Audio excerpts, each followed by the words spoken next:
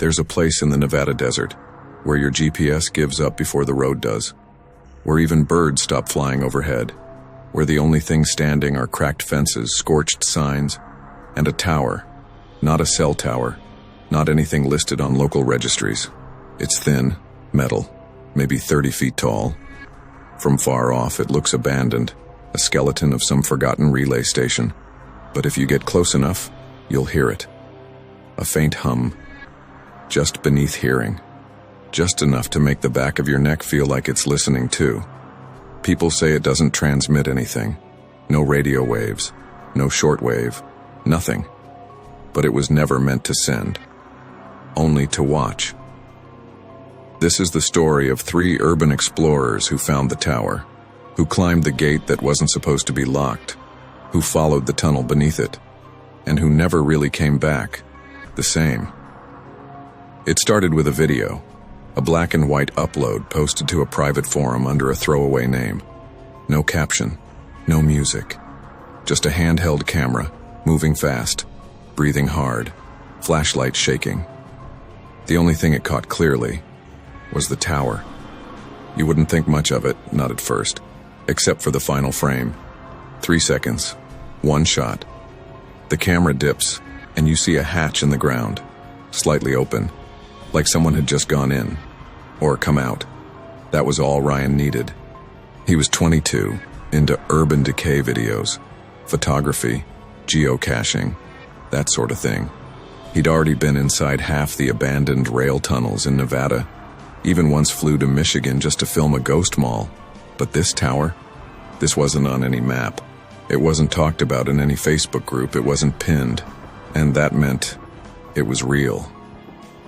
He brought 2 others with him. Drew, his cousin, and Jess, who'd done some exploring with Ryan before but preferred rooftops and industrial ruins. All 3 had cameras, gas masks, backup batteries, headlamps, and no real plan. They drove 6 hours from Vegas, the last 70 minutes on a dirt track that barely deserved the name. Past an old Air Force perimeter gate, rusted, slumped, then straight into empty dust for miles. Nothing but brush and silence. And then the tower appeared. Not all at once.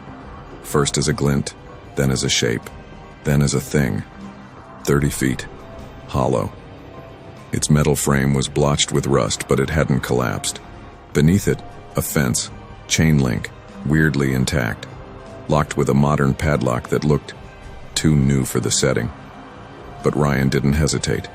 He pulled bolt cutters from the pack. The lock gave with a clean pop, no alarm, no motion sensors, just the creak of metal swinging open.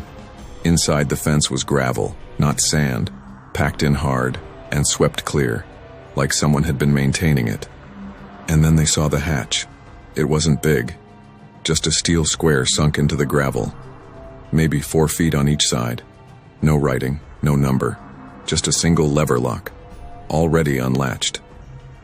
When Ryan opened it, a gust of air rushed out, cold, dry, clean, too clean. There was a ladder descending into a shaft, metal rungs, newly welded, bolted to concrete. Jess hesitated. Drew didn't. He started down. Ryan followed. Jess came last. They descended nearly 40 feet. At the bottom, a corridor, cement walls, a strange chemical smell, and light. That was the part they didn't expect. The overhead lights were on. The floor was coated in dust, years of it, but the lights were working. Not flickering, steady, silent. There were 2 hallways. One curved left, one straight ahead. They took the left.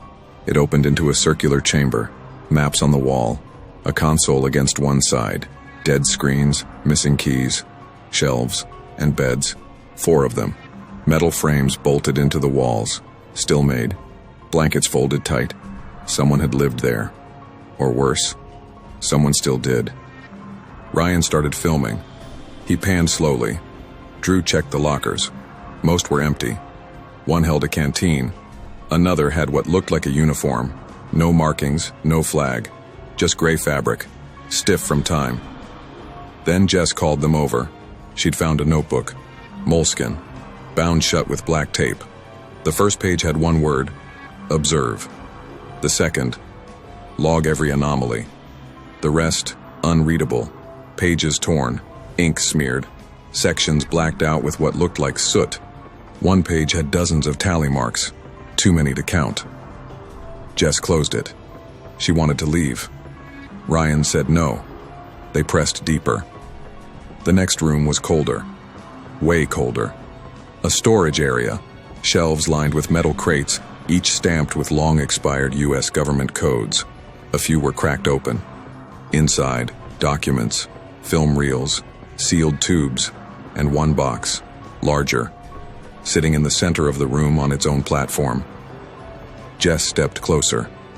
There was a window on the side, clouded with frost. She wiped it. There was something inside.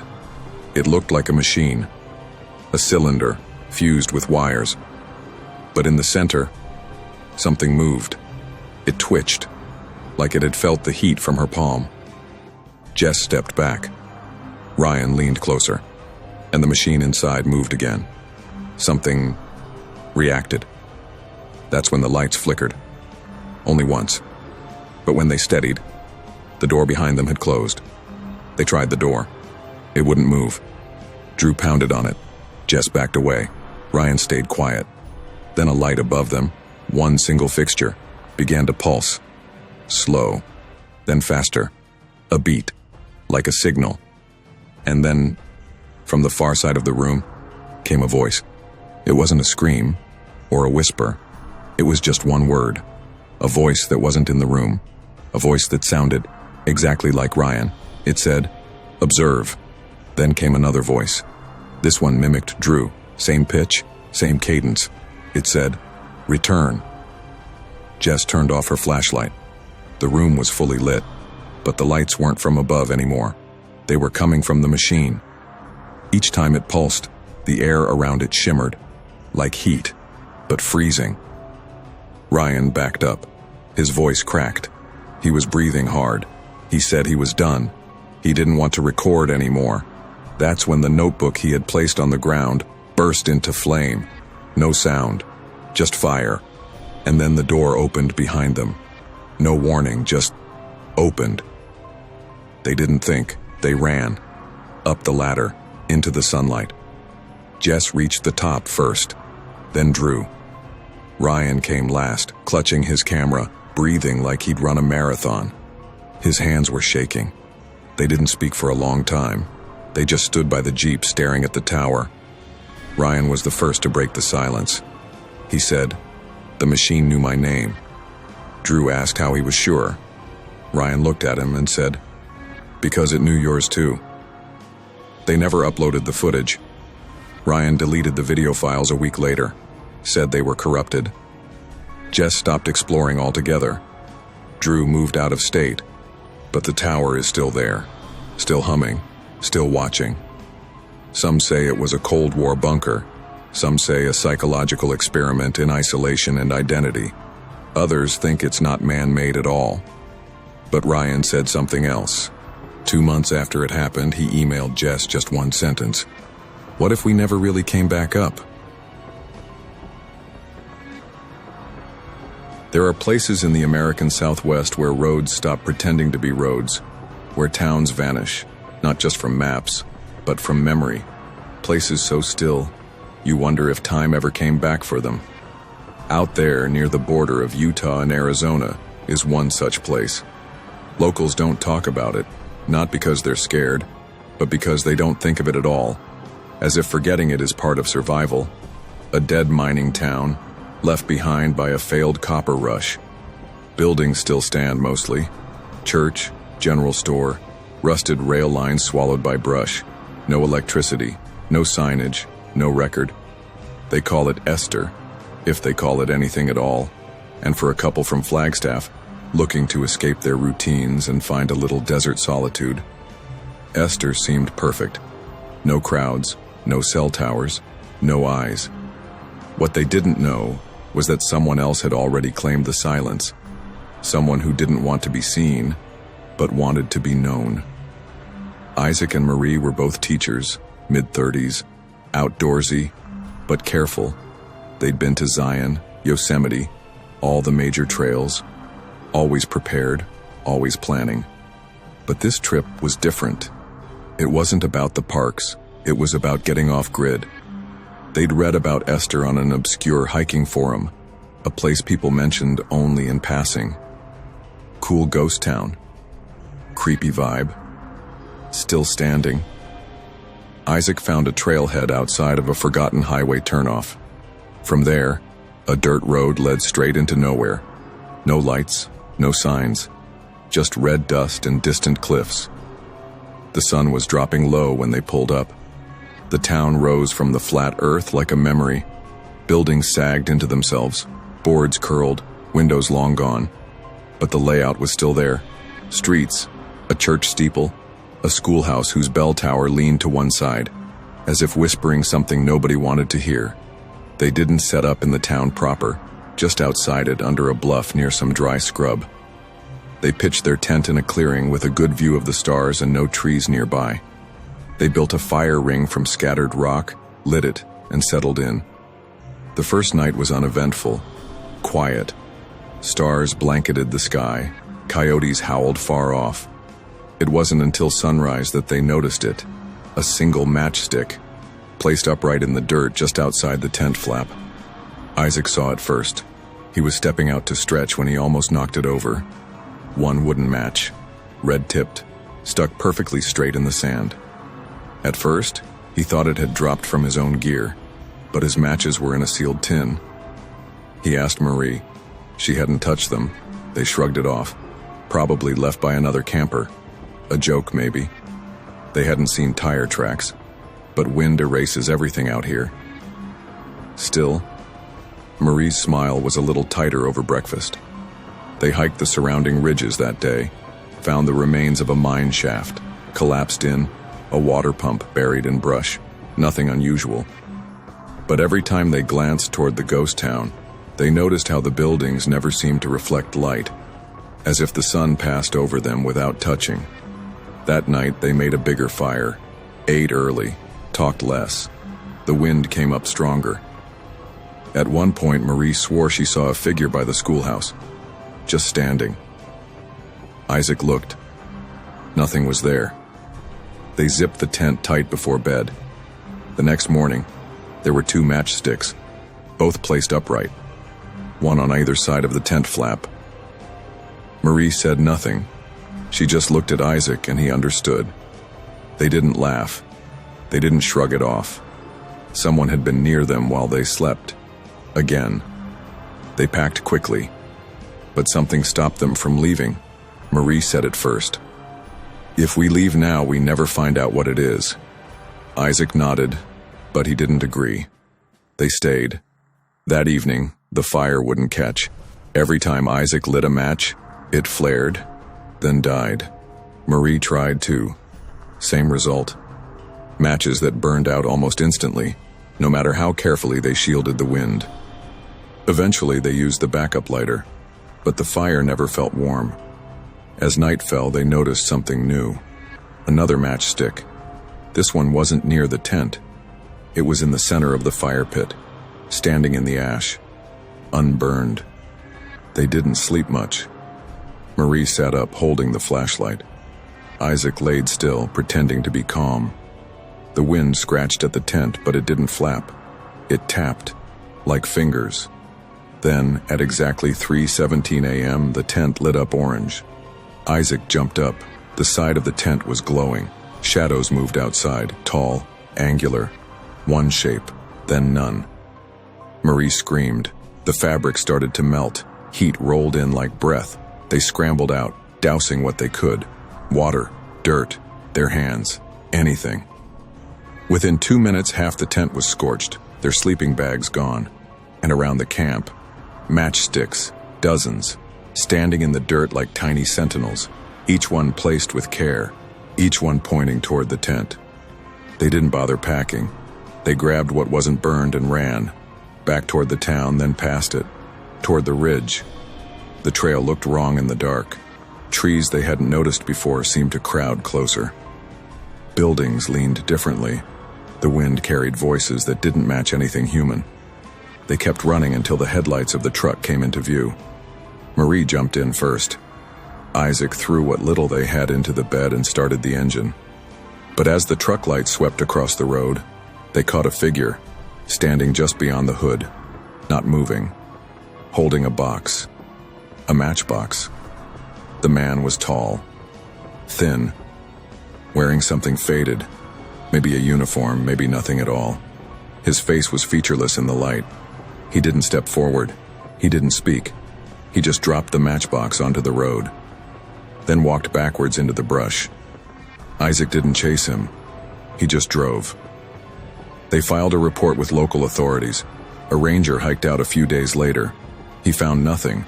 No fire pit, no tent, no matchsticks, but the town was still there, just as empty, just as quiet.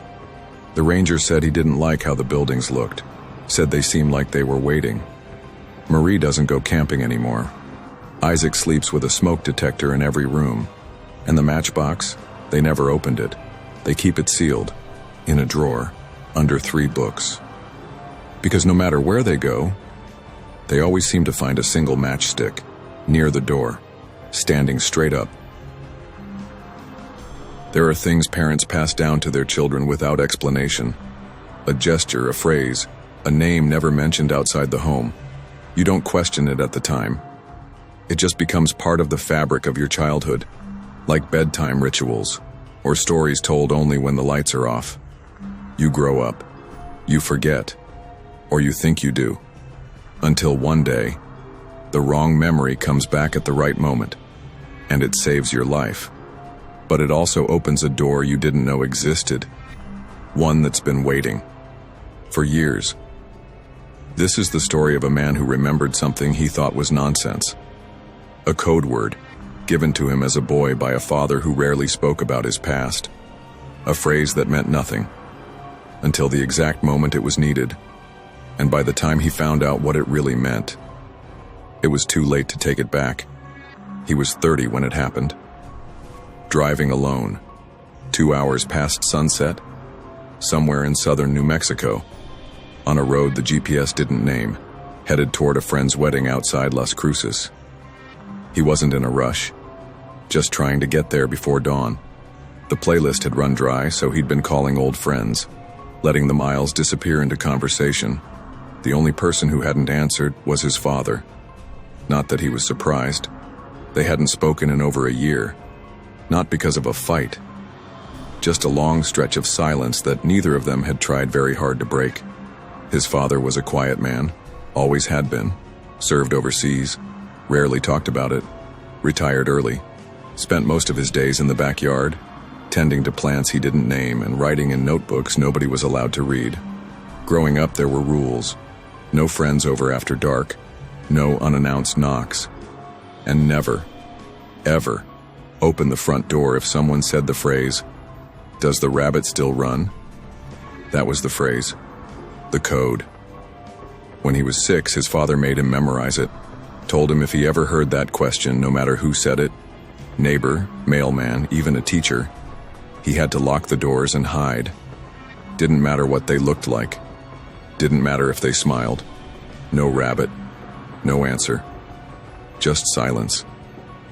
He remembered laughing at it once, maybe when he was 9. His father didn't laugh with him. The road narrowed after a while. No streetlights, no reflectors, just gravel and dark hills and desert stretching in every direction. Then, he saw them. 2 trucks, parked sideways across the road, one in front, one behind, no hazard lights, no movement. He slowed down, kept the car running. At first he thought it was a wreck, but both trucks were intact. Tires fine, doors closed. That's when the door to the front vehicle opened. 3 men stepped out. No uniforms, no badges. But they moved like they had a plan. Each one carried a weapon. The man in the center approached without hesitation, held up a hand. Not a wave, a command. The driver put the car in park, rolled down the window halfway. The man didn't smile. He asked a question in Spanish. The driver didn't understand. He said, "What?" The man asked again. Slower, more pointed. Behind him, the other two circled the car. The driver's phone was in his lap, still open. He clicked the side twice. Call redial. No one would answer in time. The man leaned down to the window. He said something else. In English this time. It wasn't a threat, it was a phrase. He said, "Does the rabbit still run?" The world paused. The words weren't casual, they weren't a coincidence. The man didn't blink after he said it, just stared, waiting, like it was a test. The driver's hands gripped the wheel, not out of fear, but memory. His father's voice, at 6 years old, repeating the phrase, making him echo it back, again and again, until he could say it in his sleep.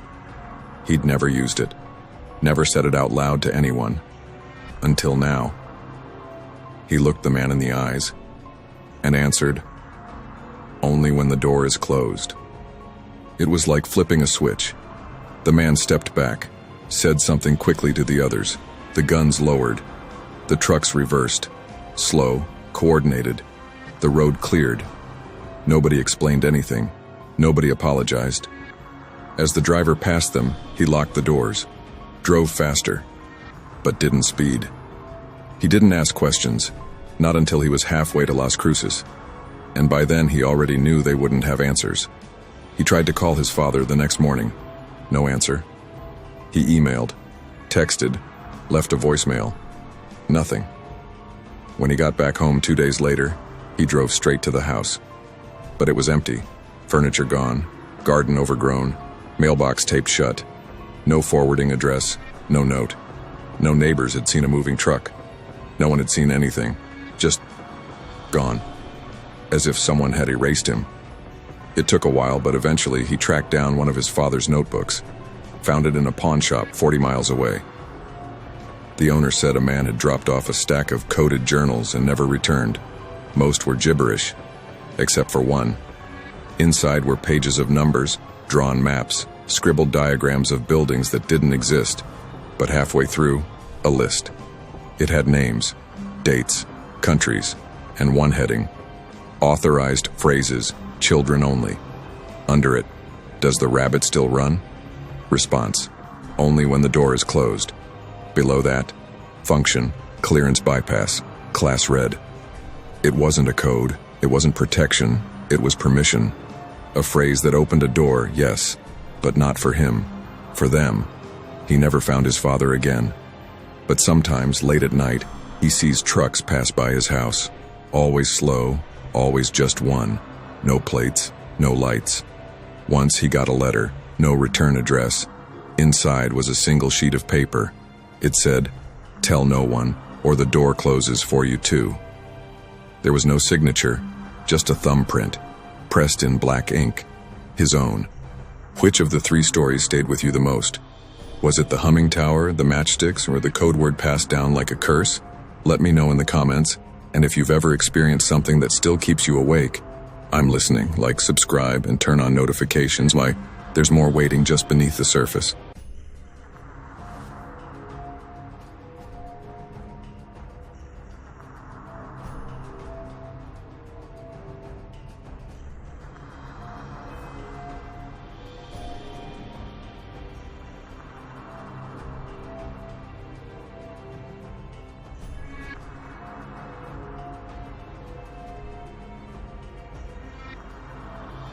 The desert has always drawn those seeking answers. Vast, untouched, silent. It's the perfect stage for things no one is supposed to see. In July of 2019, 4 amateur investigators, Nathan Lowell, Lena Ruiz, Daniel Kramer, and Patrick Cho, set out for White Sands, New Mexico. Their goal wasn't a sightseeing trip. It wasn't a casual hike. They went in search of something they believed was watching the area from above. For months, the group had monitored strange atmospheric interference around White Sands Missile Range, muffled broadcasts bleeding into nearby radio frequencies, cell phone outages within exact coordinates. But more disturbing were the sightings. Reports from hikers, truckers, and locals all described the same thing. Orb-shaped lights. Hovering, shifting, sometimes pulsing with color. Seen late at night, just past the boundaries of the restricted zone. They called themselves Desert Lens, a YouTube channel with only a few hundred subscribers but a small, loyal audience. Their videos were rough, unpolished, but oddly sincere. On July 18th, they uploaded what would become their final post.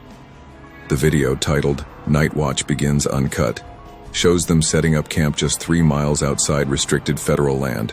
A small fire, a few GoPros, static tripod cameras pointed at the horizon. At first, there's only the sound of wind.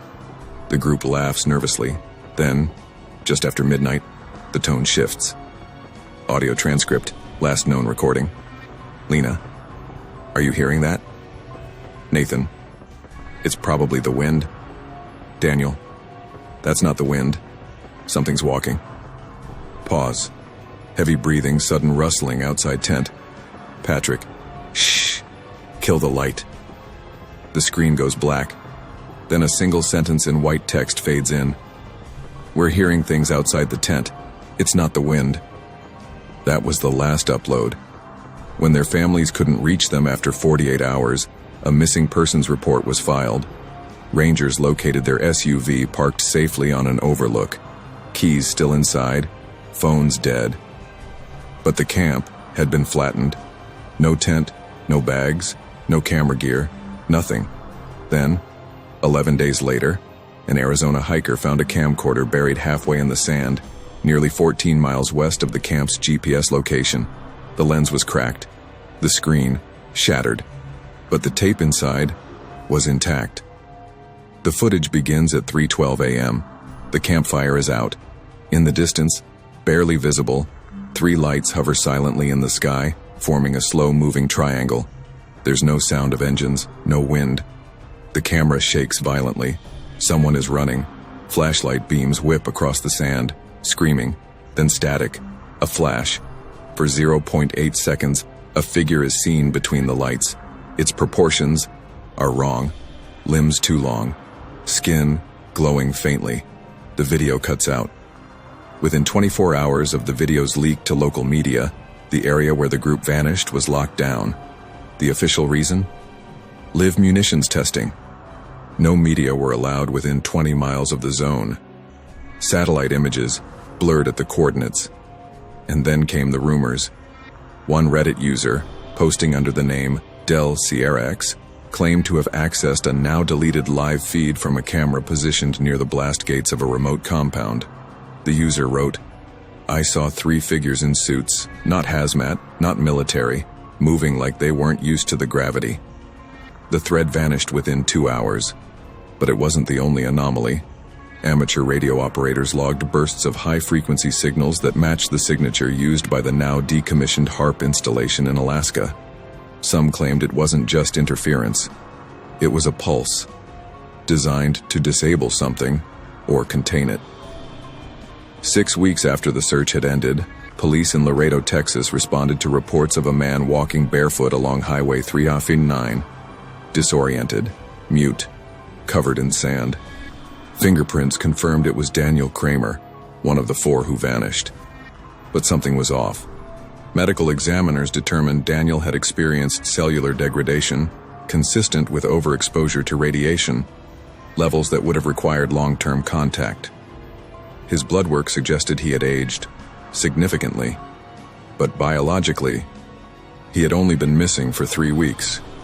He didn't speak. He didn't respond. When shown a photo of his friends, his pupils contracted sharply. Then he began humming a tone no one could match to any known melody. Linguists who analyzed his vocalizations described it as non-terrestrial phonetics, sound patterns that didn't conform to human speech.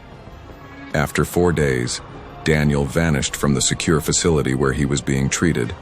No surveillance footage, no open doors, no sign of struggle.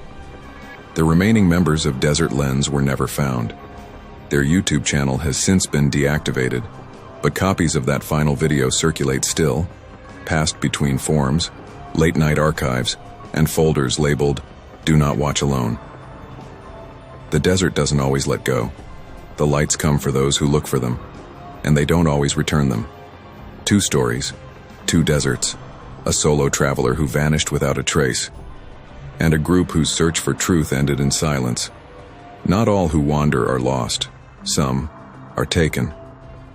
Which story disturbed you more? Comment below. Subscribe for more true horror stories that blur the line between fact and nightmare.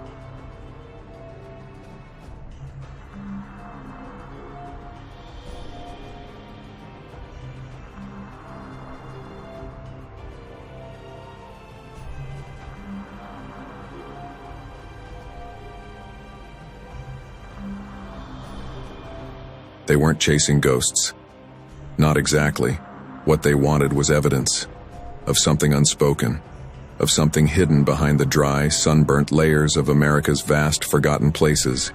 5 friends, a single van, a blank patch of land at the edge of every map. No rescue, no trace, no sound, just the desert, and a silence so total, it left behind no echo. There are places that don't exist on paper, not in the way we think of existence, not with names, fences, or boundaries. You don't arrive at these places, you are absorbed by them. The Red Veil is one of them. On the morning of April 11, 2022, the Hollow Sun team crossed out of charted territory. Their goal was to reach a geologically anomalous region west of a dry ridge known only by its elevation, 4,116 feet. No official road passed through it. The group traveled 13 miles off course. No signals, no fences, just air that didn't move and land that didn't echo. The team logged a check-in via a GoPro at 7:43 a.m. Lena records her voice. Clear skies, no trails. Looks like satellite maps were wrong. No sign of terrain split yet. Starting waypoint run. What she didn't know was that their GPS had already begun looping. For the next 2 hours, they walked in what they believed was a straight line. But when satellite data was overlaid later by investigators, the same cactus appears in their footage 3 times, separated by hours. No one noticed. Their drone lifted at 8:31 a.m. It hovered, turned slowly, then lost orientation. Its onboard camera captured something strange. A shimmer, like heat distortion, but not over the ground. Over a single rock formation, as if something was refracting the space around it. At 8:37 a.m., the drone dropped. Its motor failed. Sam and Dev searched for it for 45 minutes. They never found it. At 10:16 a.m., Sam's radio picked up a voice. It sounded like Lena. The words were distorted. Heading to, repeating, slowing. Lena was walking beside him. Her radio was off.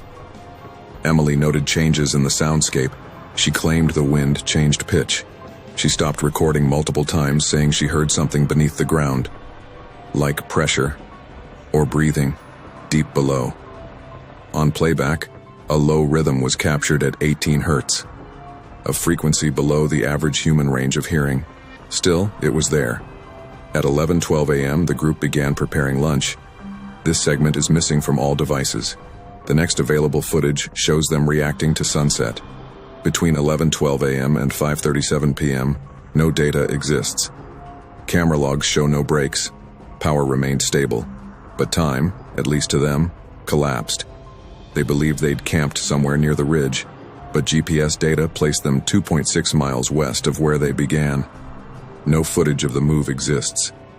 In a wide shot taken before sundown, a shadow appears at the base of a boulder. It doesn't move. It doesn't stretch with the setting sun. It remains still, as if it wasn't a shadow at all. At the very end of that day's final clip, Lena looks into the camera. She doesn't say anything. She just watches. Then her lips move. No sound comes out, and the footage ends. No transmission was received after this point. 3 days after the Hollow Sun team failed to return, they were reported missing. Families made initial contact with local authorities. By day 4, an aerial search was underway. At 2:18 p.m. on April 15th, a search team located the group's van. Parked, engine off, driver's door open. Interior was intact, food still packed, water bottles unopened, cameras missing. The only functioning device, a lav mic, left powered in the glove box. It had been recording for over 39 hours. Hour 9, nothing but wind. Hour 14, repeated clicking. 6 beats, pause, then 6 again. Hour 17, faint whisper. Turn back. Hour 32, rhythmic breathing. Hour 36, total silence. Rancher testimony. Saw lights over the ridge, but they weren't like headlights. They flickered, then vanished, didn't make a sound. Hiker, personal journal. I heard a voice in the canyon, but no one was there. I spoke back. It repeated me. When people vanish, they usually leave something behind. A note, a footprint, a final call. But what the Hollow Sun team left was different. They left pieces of moments of themselves, scattered across corrupted footage and unfinished recordings, fragments that weren't supposed to survive. Some believe they weren't meant to be found at all. The metadata was intact. The footage was disjointed. Dates were scrambled. Frame rates fluctuated. And yet, from this digital wreckage, a timeline emerged. One not marked by time, but by disintegration. This was the last footage ever recovered. They left behind journals, files, whispers, but no footsteps, no bodies, no goodbye, no evidence of death, no cause, no crime. Just a disappearance that left behind no blood, no signs of struggle, and no answers. They all vanished in the desert. If you believe you know what happened, tell us in the comments.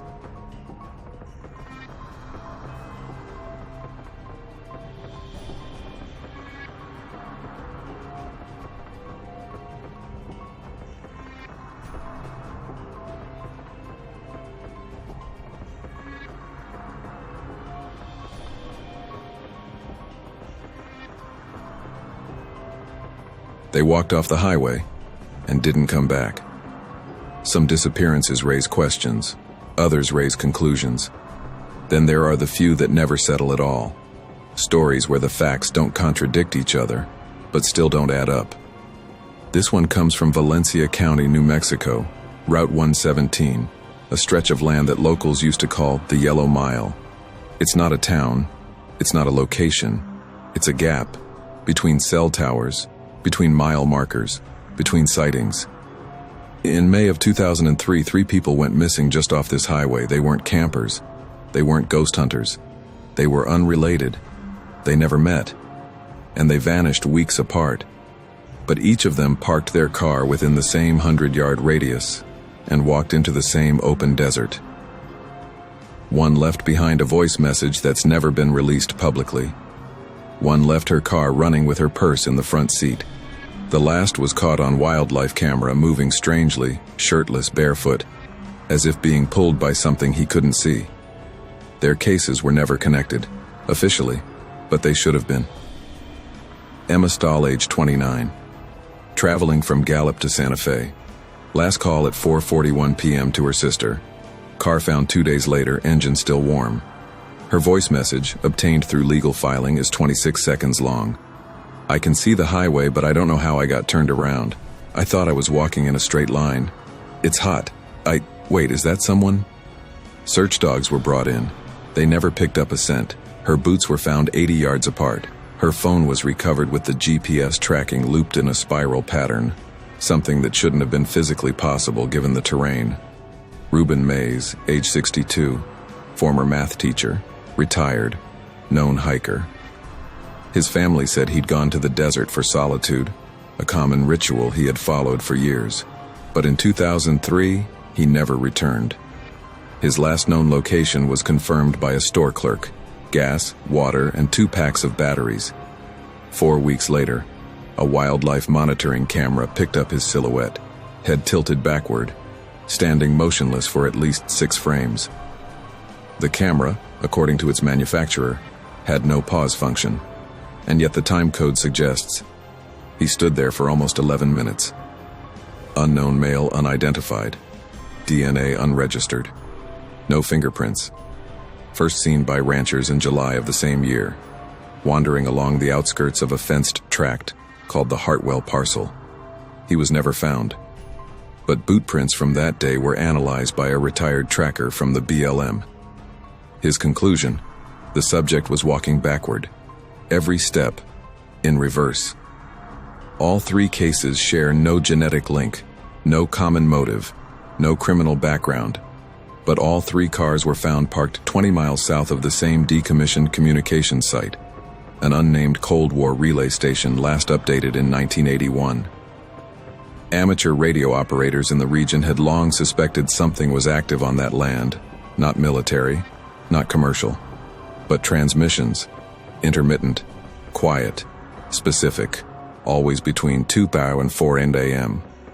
Frequencies fell within unregulated shortwave bands, occasionally bleeding into aviation signals, emergency weather alerts, and even civilian baby monitors.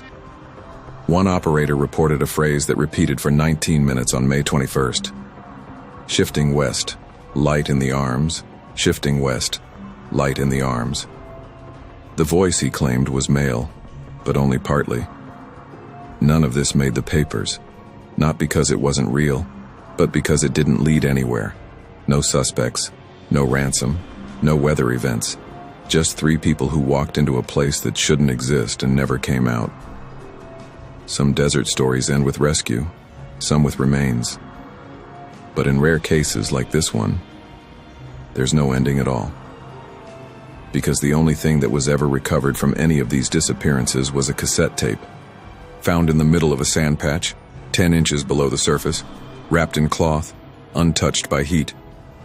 We'll play that tape, and we'll examine why, more than 2 decades later, the tape still works perfectly. But first, what is the Hartwell Parcel, and why was it wiped from every official BLM map after 1997? On paper, the Hartwell Parcel doesn't exist. No official registry, no leasehold, no property tax filings. But GPS data from several wildlife collars between 2002 and 2007 show something unusual. The moment the tagged animals crossed into that square of land, they stopped transmitting. That's not a metaphor, it's not anecdotal. It's a data break. Collars that had transmitted cleanly for months, suddenly silent. It wasn't until 2011 that a whistleblower from the Bureau of Land Management shared an unclassified survey report filed internally in 1998. It contains 4 words that appear nowhere else in federal land mapping language: relic relay, non-cataloged, radioactive presumed. During the 1950s and early 60s, dozens of low-frequency communication relays were scattered across remote parts of the U.S. Meant to carry encrypted audio for defense initiatives, many were top secret, buried or disguised to resist sabotage. The Hartwell site was believed to be one of them, but its location was misrecorded, whether by mistake or design. Originally filed as part of a weather telemetry experiment in Nevada, it was instead constructed in central New Mexico. Only 3 photographs of the Hartwell relay have ever surfaced, grainy, low contrast, believed to be taken by a military contractor's assistant in 1965. They show a modest structure: 1 large antenna, 1 concrete hatch, and a padlocked generator box. In 1984, it was decommissioned, at least officially. But in 2003, the same year the disappearances began, new power lines were laid parallel to the original zone. Not from any public grid. No company claimed the contract. So why restore power to a dead relay station in the middle of a fenced desert? From April through August of 2003, amateur radio operators across Arizona and New Mexico began logging an unusual signal burst at approximately 2:17 a.m. Mountain Time. Shortwave, unregistered, always identical. Shifting west, light in the arms. Shifting west, light in the arms. The message repeated for 19 minutes, then silence. Operators described the voice as not fully human. And when slowed down, another tone becomes audible beneath it, a rhythmic pulse exactly 52 beats per minute. Medical researchers note this is an average resting heart rate for infants. But no human voice can generate a tone and a pulse simultaneously. I worked fence repair out there once, 2007 maybe. You get paid extra for that stretch. That's how I knew something was off. No tracks, no wildlife, no wind, just nothing. Ranch maintenance contractor, name withheld. I heard the tone once. Driving through late at night, it came through my car speakers. The radio was off. My daughter was in the back seat sleeping. When it stopped, she woke up screaming. Valencia County resident. A few people in the area have described visual distortions, heat ripples in the air where no heat exists, shadows on cloudless days, feeling watched, without a source. So here is what we can confirm. 3 people vanished in 2003 within proximity to a lost relay site. Each showed signs of confusion, reverse direction, or abnormal sensory behavior before disappearing. The relay site was supposedly decommissioned, yet shows continued power activity. Unregulated signals were transmitted during the same time frame, all from that grid square. Since then, no one has been granted access to the Hartwell parcel. Not media, not search teams, not even state agencies. Somewhere out there, buried in the dirt, is a signal no one wants to talk about, a message no one's willing to decode. And for reasons we'll explore next, some believe the message wasn't meant for us. It was meant for something else. On July 6, 2003, 6 weeks after the last recorded disappearance, a man was seen walking northbound along Highway 47 near Rio Communities, New Mexico. He was barefoot, shirtless, covered in dry clay as though he had been buried and pulled out. He was dragging something behind him, a strip of rusted wire fencing. 2 motorists called it in. By the time officers arrived, he had collapsed. He was taken to a medical facility in Belen, where staff initially believed he was suffering from dehydration and shock. They were wrong. The man carried no identification, no wallet, no keys, no scars, no tattoos. His fingerprints did not match any criminal, medical, or federal database. They called him Case 2103WH, WH standing for Whitehall, the street where he was first spotted. He did not speak. For the first 72 hours, he barely moved. But his vitals were wrong. His blood pressure remained stable, but slightly elevated. His skin temperature never rose above 92 degrees Fahrenheit, despite being in a climate-controlled room. And he had no detectable iris pattern. His pupils dilated in total darkness. He looked at me like he didn't know what a person was, not angry, just lost, like we were the strange ones. After 5 days of observation, medical staff noticed something else. Cellular scans revealed damage consistent with high-grade radiation exposure, but in patterns that didn't align with any known decay pathway. His fingernails had regrown entirely during the week, twice. His hair fell out, then began growing back a different color. X-rays revealed something buried along his spinal column, not metallic, not organic, not visible in full-spectrum scans. It pulsed once, then stopped. On day 6, he began vocalizing. Not speech, not moaning. A steady low tone, humming but not from his throat. It resonated from his chest, as if his body was echoing something. Linguists brought in to analyze the frequency described it as syntactic, patterned, like a language, but with no familiar structures, no known grammar. It lasted 43 minutes, and then just as suddenly he stopped. At exactly 3:12 a.m., the hospital lost power. Emergency backups failed. The man was gone. No forced exits. No staff saw him leave. No alarms triggered. Security footage from all 3 exit corridors was corrupted. So who was he? A missing person who forgot who he was? A trespasser who walked too far into the wrong place? Or something else entirely? Since that night, no one has come forward claiming him as a relative. No other case, in New Mexico or surrounding states matches his physical description or behavior. Some have argued he was never human at all. Others think he was, once. Whatever he was carrying, in his spine, in his blood, in his voice, it didn't belong here. And it hasn't been found since. The man from Whitehall was last seen at 3:12 a.m. inside a locked hospital room. No witness, no exit, no footage. For 18 hours, no digital record shows his presence. But something else happened during that same window, something off the books. This is not speculation. It is time-stamped, cross-referenced, and partially confirmed. Security camera logs for July 12th were stored on 3 redundant servers. All 3 failed between 03:12 and 03:26 a.m. Internal diagnostics, obtained through a 2009 FOIA request, show identical failure signatures across all 3 systems. Memory loop error, code Delta 19. This code doesn't exist in any of the firmware manuals provided by the system manufacturer. Technicians attempted recovery, but not only was the data unreadable, it was overwritten.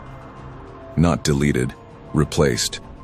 In its place, 4.1 gigabytes of static, encoded in a pattern resembling pink noise. The waveform analysis revealed something stranger. The frequency slope mirrors cardiac rhythm. Human, but abnormal. In parallel, a weather satellite operated by Geoscan, an independent imaging group, recorded a blackout zone stretching 1.2 square miles around the hospital during that exact window. Satellites do not black out. Clouds, yes. Signal drift, yes. But pixel-level deletion in perfect geometric alignment? That requires authorization. We're talking about a civilian hospital in a low population zone. There's no strategic reason to suppress this data unless something was up there. Or down here. This blacked-out square wasn't just absent from the satellite index. It was absent from the company's record logs entirely. The tile was untagged, unnamed, and returned a 403 error when queried, a security denial code normally reserved for state-level restricted zones. Polaris Systems Group is not a household name, but they should be. Officially, they're an aerospace contractor that develops ground-to-air telemetry systems for flight navigation and weather research.